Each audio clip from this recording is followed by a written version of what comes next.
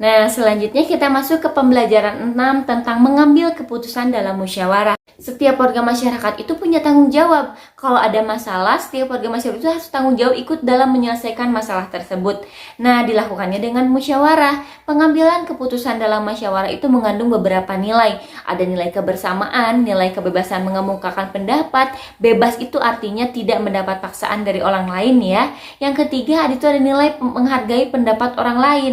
Karena ketika kita bermusyawarah itu ada nilai, ada di mana kita harus menghargai orang lain yang sedang mengemukakan pendapat. Kalau kita ingin dihargai, kita juga harus menghargai orang lain. Yang keempat, punya nilai jiwa besar serta lapang dada, yaitu dengan melaksanakan hasil keputusan dengan tanggung jawab. Jadi apapun hasilnya kita harus tanggung jawab. Nilai persamaan hak, jadi semua peserta itu punya hak yang sama dalam mengemukakan pendapat. Nggak pilih-pilih, kalau dia kepala desa dia harus yang mengemukakan pendapat. Enggak kok, rakyat juga boleh. Nah, salah satu bentuk pengambilan keputusan itu adalah dengan musyawarah mufakat. Sebelumnya, apa sih yang dimaksud dengan musyawarah? Musyawarah itu adalah pembahasan bersama suatu masalah guna mencapai keputusan. Sedangkan mufakat itu apa? Kesepakatan untuk melaksanakan hasil musyawarah. Jadi kalau udah ada hasil musyawarahnya, kita mufakat. Berarti hasilnya seperti ini kita laksanakan dengan penuh tanggung jawab.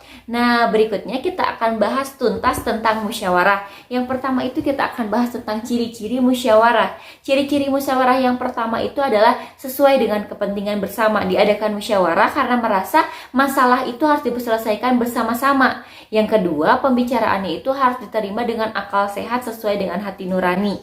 Yang ketiga, usulnya itu disampaikan yang mudah dipahami dan tidak memberatkan. Yang keempat, dalam proses musyawarah, pertimbangan moral lebih diutamakan. Berikutnya, ada sikap yang harus kita perhatikan ketika kita melaksanakan musyawarah. Yang pertama itu ketika musyawarah kita harus menghargai pendapat orang lain, mampu mengendalikan diri saat musyawarah, nggak boleh emosi. Yang ketiga, bertenggang rasa terhadap teman. Kalau teman mengeluarkan pendapat tapi kita nggak setuju, kita harus tenggang rasa. Ada bijaksana, mematuhi semua aturan yang berlaku dalam musyawarah, bertanggung jawab dengan cara melaksanakan keputusan hasil musyawarah. Nah, dalam pelaksanaan musyawarah untuk mencapai mufakat kita juga berpedoman pada prinsip-prinsip musyawarah.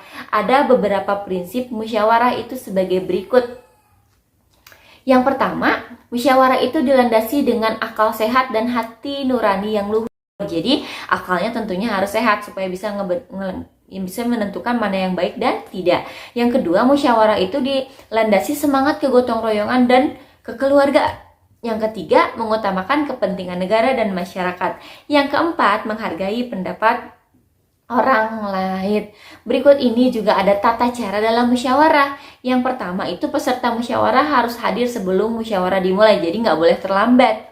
Yang kedua, musyawarah itu dimulai kalau peserta musyawarah telah mencapai quorum. Quorum itu apa? Penetapan jumlah minimum anggota yang harus hadir dalam saat musyawarah. Misalnya diundangnya 100 orang, tapi minimal yang hadirnya itu ada 80 orang. Kalau udah ada 80 orang, yang 20 orang yang nggak hadir, boleh dimulai nggak musyawarahnya? Boleh. Yang ketiga, ada susunan kepanitiaan. Minimal ada kepala, ada ketua, ada notulis, dan ada peserta musyawarah. Yang keempat, peserta musyawarah itu berhak menyampaikan pendapat. Dan yang terakhir, setiap peserta musyawarah harus menghargai pendapat orang lain. Selain tata caranya, ada juga cara kita kalau mau menyampaikan pendapat dalam musyawarah. Bagaimana caranya? Pertama, kita harus mengacungkan tangan sebagai tanda ingin berbicara. Yang kedua, berbicaranya itu setelah dipersilakan. Kalau iya boleh Hana mengeluarkan pendapatnya, baru kita berbicara. Yang ketiga, bersikap sopan. Tentunya sopan itu harus diutamakan. Yang keempat, suaranya cukup jelas. Jadi suaranya itu harus jelas supaya terdengar oleh semua peserta musyawarah. Berikut ada manfaat musyawarah. Musyawarah punya manfaat? Punya dong. Manfaat yang pertama itu adalah masalah yang ada itu cepat terpecahkan. Yang kedua, keputusan yang diambil itu punya nilai keadilan. Jadi hasil musyawarahnya itu pasti adil. Yang ketiga, hasil keputusan menguntungkan semua pihak. Jadi musyawarah itu harus bisa menguntungkan semua pihak. Yang keempat, dapat menyatukan pendapat yang saling berbeda. Dan yang kelima, adanya kebersamaan. Nah, contoh musyawarah yang paling sederhana yang sering kita lakukan adalah pemilihan ketua kelas. Kalian boleh baca cerita atau teksnya di halaman 70. Kita lanjut, tadi udah kita belajar tentang tari piring yang menggunakan properti piring. Sekarang kita akan belajar persiapan peragaan tari. Sebelum kita menari ada beberapa hal yang harus kita persiapan. Tujuannya agar peragaan karya tarinya itu berhasil dengan baik dan pantas untuk ditampilkan di depan orang lain. Persiapannya itu ada apa aja? Yang pertama, menentukan bentuk karya tari. Kita bikin dulu tariannya, mau tari tunggal, tarinya sendiri, mau berpasangan cewek cowok berdua-berdua, atau tarinya berkelompok. Kita tentuin dulu tarinya mau seperti apa, berapa orang yang mau narinya.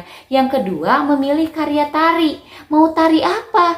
Mau tari piring, mau tari topeng, atau misalnya pengen tari jaipong, atau tari apa yang mau kita tampilkan. Nah, yang ketiga itu menentukan jumlah penarinya. Kita tentuin sekarang jumlah penarinya. Mau 10, mau 2, mau 1. Kalau udah kayak gitu, ini properti tari. Mau pakai properti apa? Oh, aku mau pengen pakai topeng. Aku pengen pakai selendang. Aku pengen pakai piring. Aku pengen pakai properti apa? Itu dibutuhkan ke properti? Tentu dibutuhkan untuk membuat tarian semakin indah. Yang kelima itu menentukan iringan tari. Sekarang mau nari jaipong, lagunya lagu apa ya? Mau nari topeng, lagunya lagu apa ya? Mau nari piring, lagunya lagu apa ya? Cari lagu yang cocok untuk tarian tersebut.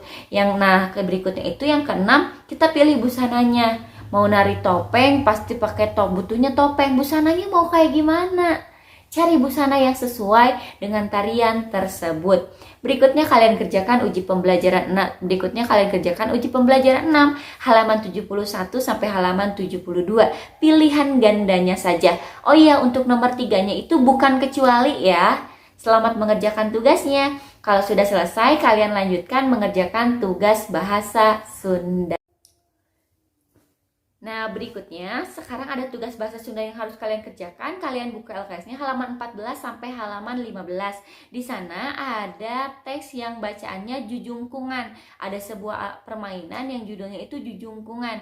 Kalian baca terlebih dahulu. Kalau kalian butuh bantuan mentranslate, kalian bisa minta tolong orang tua kalian atau adik, kakak atau bibi atau siapapun di rumah kalian yang mengerti bahasa Sunda, atau kalian bisa gunakan Google Translate di Google. Kalau sudah selesai, kalian kerjakan soal 1 sampai 10 soalnya ya. Dikerjakan langsung di LKS-nya. Wassalamualaikum. Selesai video hari ini, semoga dapat dipahami dengan baik. Semangat mengerjakan tugasnya. Ingat, kalian harus tanggung jawab terhadap tugas kalian. Jangan menunda tugas dan jangan sampai tugas itu nunggu disuruh dulu. Tapi kalian harus punya inisiatif atau kesadaran. Aku harus ngerjain tugas, nggak perlu disuruh. Kalian kerjakan. Wassalamualaikum warahmatullahi wabarakatuh. Bye-bye.